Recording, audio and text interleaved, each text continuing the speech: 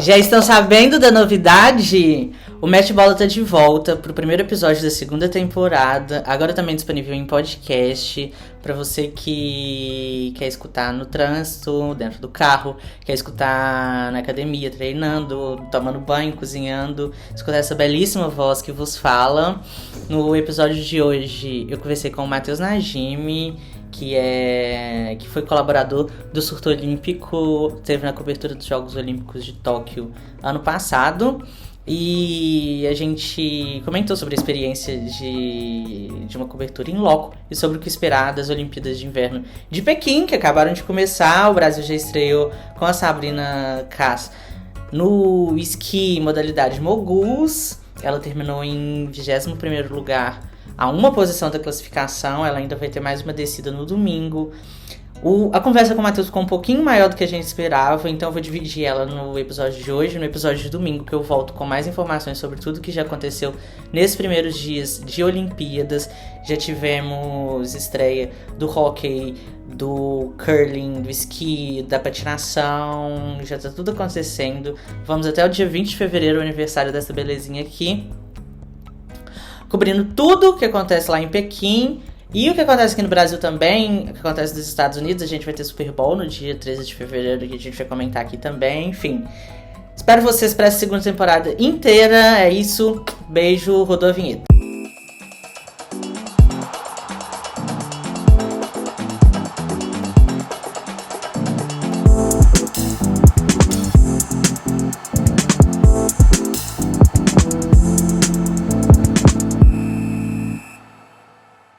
Ei, gente, estamos de volta para falar sobre a abertura das Olimpíadas de Inverno de Pequim.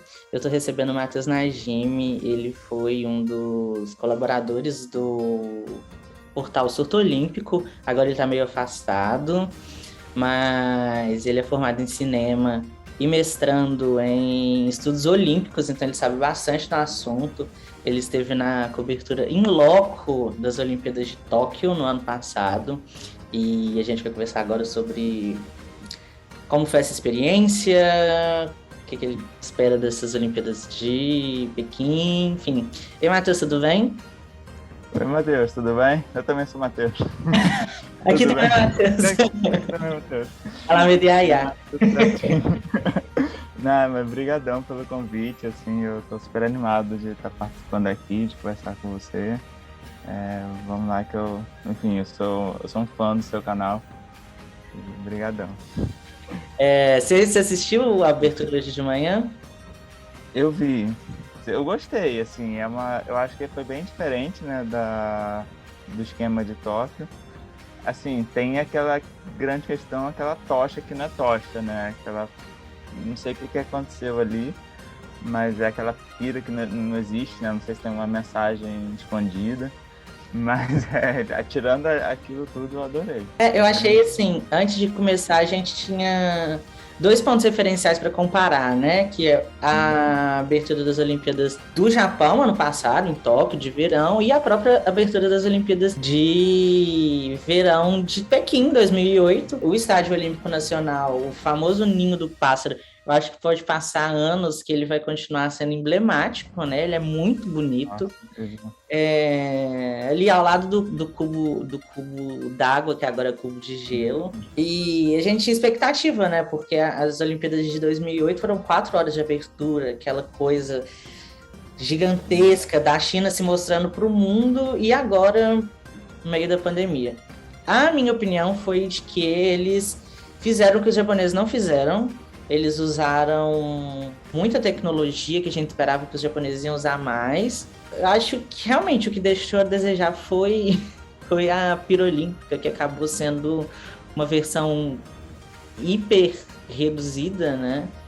Eu não sei se aquilo a gente pode chamar de pira, ou é tocha, ou é isqueiro, como já falaram. Pegassem essa tocha aqui, que está de volta representando o espírito olímpico deste canal, e colocassem no estádio. Eu li uma coisa que eu achei que fez sentido. Não foi uma tocha simples, foi uma tocha simplória. Acho que daria para eles terem feito mais. Tem uma mensagem de Sustentabilidade? Sim, Talvez. mas eu acho que eles podiam ter feito outra coisa, assim, pra dar essa mensagem, sabe? Não precisava ter reduzido tanto, né? Porque é um símbolo, né? Não deixa de ser um símbolo, né? Tanto ali no estádio. Ainda que você pode falar assim, mas o estádio não vai servir de evento, né? Então, mas podia ser alguma coisa do lado de fora, né? Ainda mais agora que as cidades sede estão explorando isso, né? No Rio tentaram fazer, né? A abertura no aterro. Agora em Paris vai rolar.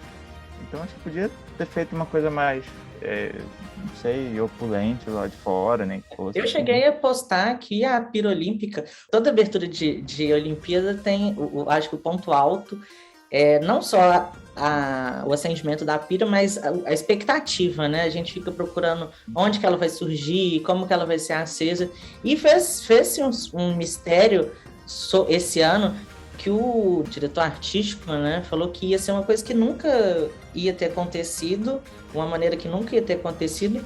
E todo mundo. Eu apostei que ia ser o próprio estádio, Pô, eles iam pôr fogo no estádio. E acabou que foi tipo. bom, ele não mentiu, né? Nunca fizeram isso. Exatamente. Não, não, é porque eu ia comentar que eu acho que eu sou meio que exceção, talvez, porque eu gostei muito da Olimpíada, da abertura de Tóquio, né? Mas talvez porque eu tava lá, eu acho que foi. Mas aí eu concordo, que acho que foi uma abertura muito mais simples, né? Acho que foi uma abertura feita para os atletas ali mesmo, assim, né? Tanto acho que na mensagem do bar, do japonês, assim, foi uma coisa muito mais direcionada para os atletas que estavam ali, né? Tipo, apesar de tudo, conseguimos chegar aqui, do que para alguma coisa de televisão. Tanto que o encerramento, por exemplo, eu não gostei, mas eu acho que foi uma coisa muito mais tecnológica, né? Uhum. Porque, tipo, muita coisa que a gente lá não conseguiu ver que não estava na TV. E eu acho que mas aí aquilo que você comentou, né? Eu acho que essa de Pequim claramente foi pro mundo mesmo, né? Foi um recado. E aí a gente fica pirando com tudo, né? Tem aquela coisa que o Thomas Bach começou o discurso e chamou o Xi Jinping francês, então será que foi um recadinho para os americanos? Tem coisa assim que a gente vai pensando, né? E Mas aproveitando o gancho, vamos falar como foi sua experiência lá em Tóquio. Como que começou essa aventura? Eu vi que você ficou, além das Olimpíadas, você ficou mais um tempo ali. Como que é cobrir uma Olimpíada em loco? Não sei se você chegou a participar da cobertura da Rio 2016. não, no Rio eu só fui como espectador mesmo. Então eu fiquei uns dias lá, enfim, mas foi nada parecido, né? E é curioso que a Olimpíada de Tóquio foi minha segunda cobertura em loco, né? A primeira foi o Mundial de Canoagem em 2019 e eu já comecei assim, já com os dois pés direitos, né? E foi muito legal, assim, foi todo um perrengue, né? De ir pra quer dizer, eu acho que antes de tudo foi toda uma incerteza, né? Que a gente não sabia como que ia rolar, o que a gente ia poder fazer. E tinham várias, assim, trocas de e-mails, de japonês me ligando às 4 da manhã e sem falar já inglês direito, aí a gente não conseguia se enfim, foi uma loucura. A gente Mas sofreu isso se muito diz em porque relação aos processos de visto e de credenciamento? isso, porque assim, o credenciamento, na verdade, quando eu cheguei, quando eu cheguei no Surto, o Surto já estava fazendo o processo de credenciamento. A gente conseguiu uma credencial, aí depois até a gente tentou uma outra, mas aí não conseguimos. Mas assim, já tinha essa credencial certa. E o visto, a própria credencial serve como visto, né? Mas aí, principalmente por conta da Covid e todo o protocolo, porque o Japão estava fechado, né, para todos os estrangeiros. Então eles tinham a gente tinha que estar monitorado por muito tempo, assim, tinha que ter tudo certinho, pelo menos nos primeiros 14 dias.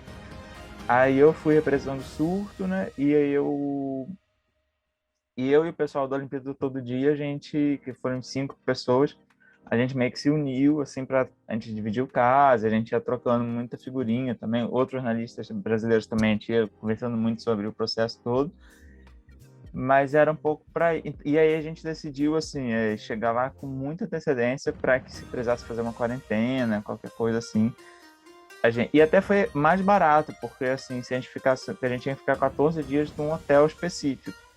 E nos dias das Olimpíadas era caríssimo esse hotel. Antes não, então a gente até conseguiu um preço melhor indo antes. E aí foi isso, assim, foi bem, os primeiros dias foram bem monitorados, assim, a gente tinha que, a gente não podia sair do hotel por três dias.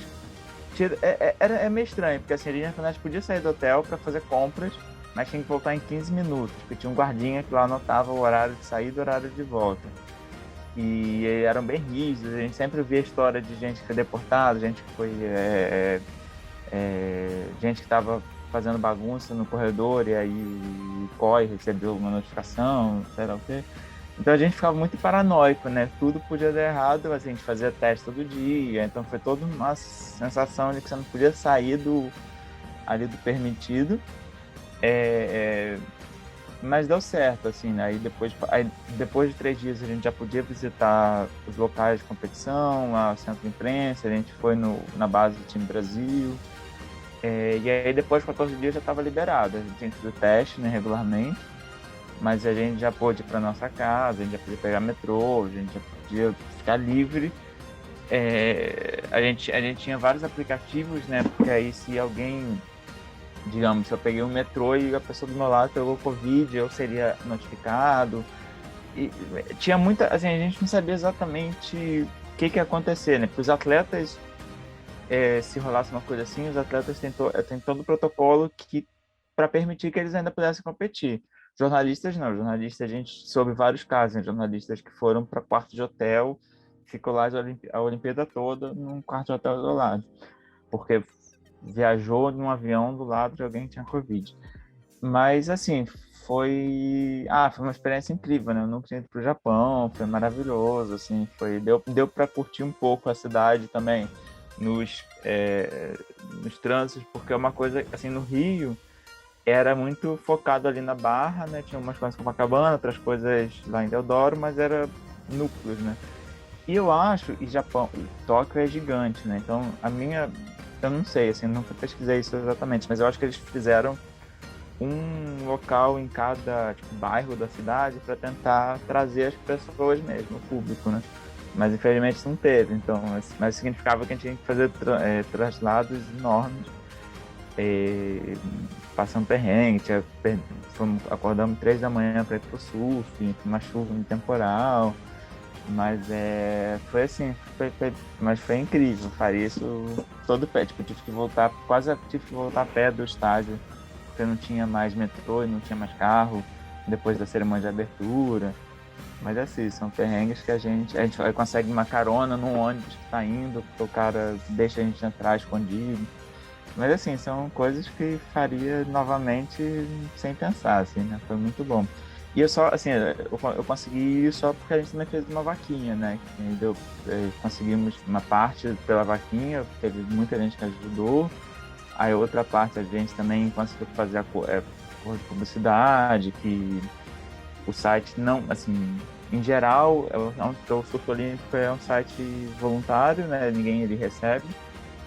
E também não gera, assim, a gente não tem nenhum acordo com nenhuma empresa. O que acontece são algumas publicidades espontâneas, mas que durante as Olimpíadas deu um boom, né? Então conseguiu, deu uma ajuda bastante, assim.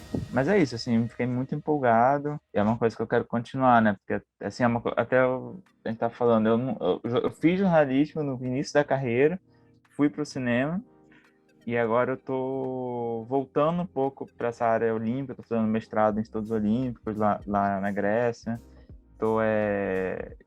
Tava colaborando para o surto olímpico, mas agora tive que dar uma saída para focar na tese e também em outros projetos. Então, mas eu não quero ficar muito afastado, assim, né, do mundo olímpico.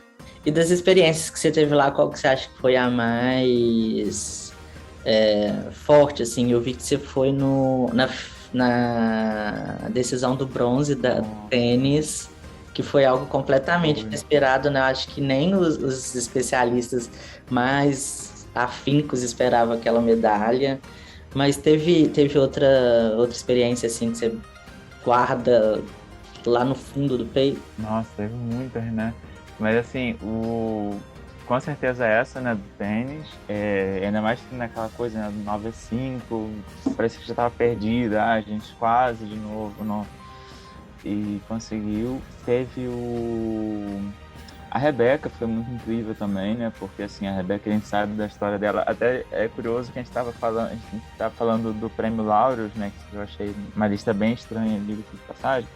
Mas é curioso que a Rebeca poderia entrar tanto em revelação quanto em volta, né? Porque assim, ela começou uma carreira de um potencial gigante, só que sempre que chegava numa grande competição, ela não conseguia por causa de lesão e tudo mais. Então é louco a gente pensar que as Olimpíadas foi a primeira grande competição, né? Que ela participou inteira. E aí tinha toda aquela expectativa, ainda mais quando a Bio saiu, que a gente falou, nossa, pode ser ouro. E ela tava indo muito bem. E lá eu fiquei. Assim, tinha muito jornalista. Tinha jornalista no mundo inteiro lá, né? E tinha eu via que tava ali todo mundo torcendo pela Rebeca, né? Curioso, né? Como assim, Rebeca realmente é abraçada pela comunidade toda da ginástica, né? Porque, em geral, tinha muitos jornalistas específicos de ginástica. Então, assim, foi muito emocionante. E aí, aquele final em que fica, tipo, você fica, ai, perdeu o ouro naquele passo, mas aí você fica, tomara que ainda consiga uma prata, pelo menos, ou um E ainda bronze. conseguiu a prata E aí depois, né?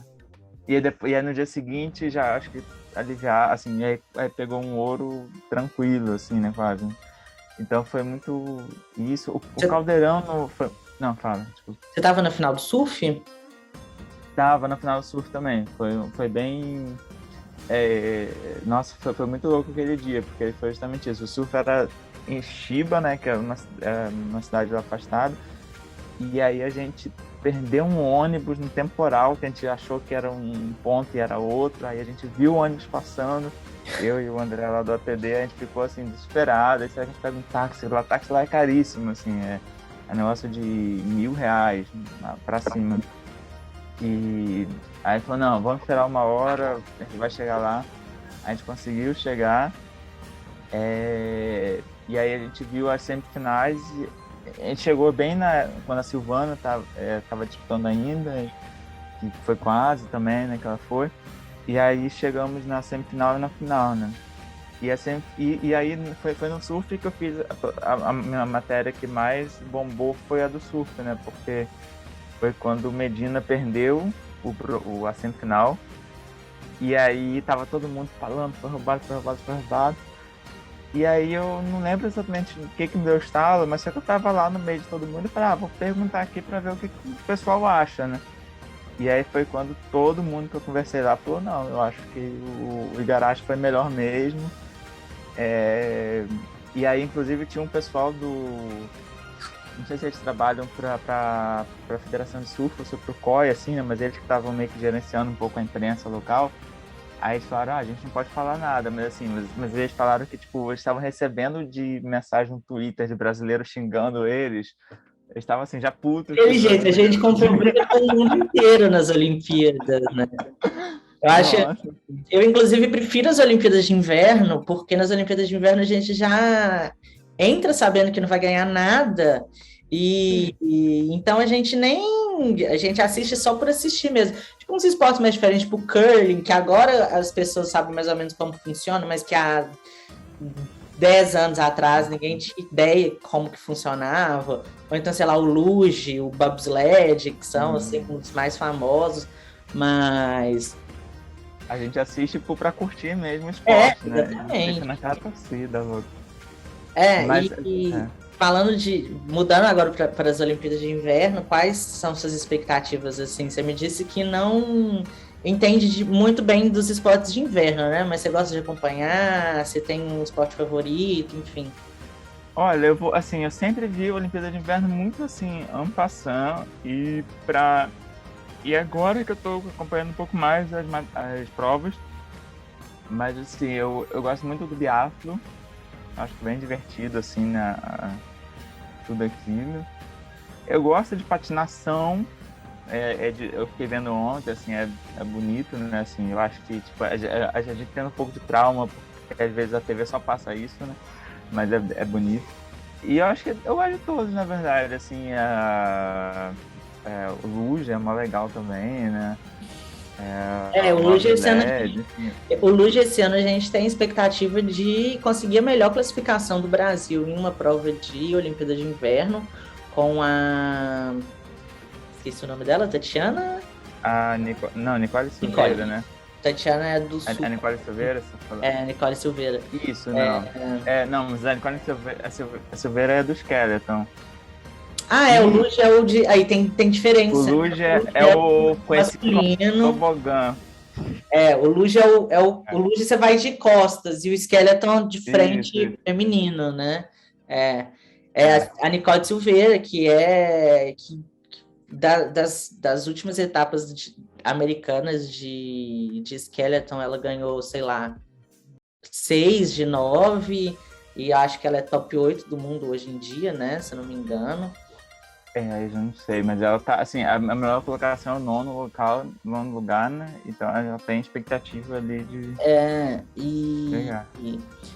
A gente tem participações históricas, assim, porque para se classificar para as Olimpíadas as pessoas têm que ter índices olímpicos, né? Só que nas Olimpíadas de Inverno tem muito convite para participar, para incentivar o esporte olímpico de inverno em países que não tem neve, não tem gelo, igual o Brasil, igual países africanos que estão presentes lá.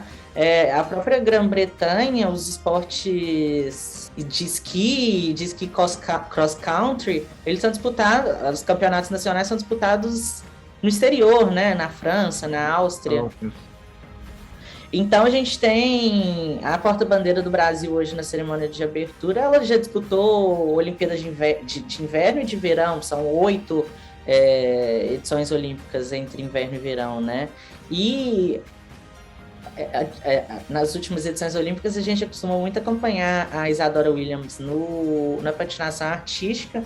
Esse ano ela não conseguiu classificação, a gente vai ficar órfão de torcer para ela na patinação, mas no geral é bem divertido, né? Eu adoro, assim, e uma coisa que é curiosa da Nicole, né, que eu não sei muito, assim, ela tem uma namorada belga, né, que ela compete contra ela, né? Ai, que chique. E é uma história que ainda tá, acho que, crescendo, né, porque ela não sei, acho que ela é um pouco tímida, ela nunca falou diretamente, assim, mas ela vira e mexe, posta um pouco nas redes sociais. E é bem legal, né? Tomara que as duas consigam um bom resultado. Mas eu concordo total, assim, com você. Assim, acho que o esporte de inverno a gente vai curtindo. Assim, claro que eu tenho um pouco meus favoritos. Eu tô aprendendo norueguês, né? Então eu fico também torcendo um pouco pra Noruega. Então dá pra gente falar sobre as expectativas, né? A Noruega, assim, eu acho que nem nas Olimpíadas de Verão, os Estados Unidos domina tanto o quadro de medalhas quanto a Noruega domina o quadro de medalhas nas Olimpíadas de Inverno, né? Parece que é certeiro que a Noruega vai terminar em primeiro, como tem show do Roberto Carlos todo final do ano, né? Não, total. E eles devem, inclusive, a expectativa é que eles quebrem um recorde de ouros e quebrem um recorde de medalhas, né? Então, vai ser uma luta contra eles mesmo, né? E assim, aí tem o segundo, não dá nem para falar segundo escalão, né? Porque eles competem lá em cima também, que é o Canadá, a Alemanha, os Estados Unidos. A Alemanha, ela é muito forte. Holanda, né? A Alemanha é muito forte no bobsled, no luge e no skeleton, né? A Holanda, por sua vez, também é certeiro que vai ganhar tudo na patinação por velocidade, né? Isso eu acho que não tenho certeza, mas se você fala, eu acredito. E os Estados Unidos e o Canadá, eles estão sempre ali disputando no hóquei, na patinação artística, né? E a Noruega é muito forte nas provas externas, né? Tipo esqui cross-country, esqui não sei quantos quilômetros de distância, tipo maratona de esqui, enfim. E o Brasil... Eu até fiz ontem no Instagram eu fiz um teste para ver se as pessoas estavam ligadas nas Olimpíadas de Inverno, perguntando quantas medalhas o Brasil já conquistou no gelo e na neve, né? Aí as opções eram 0, 2, 6 ou 7. E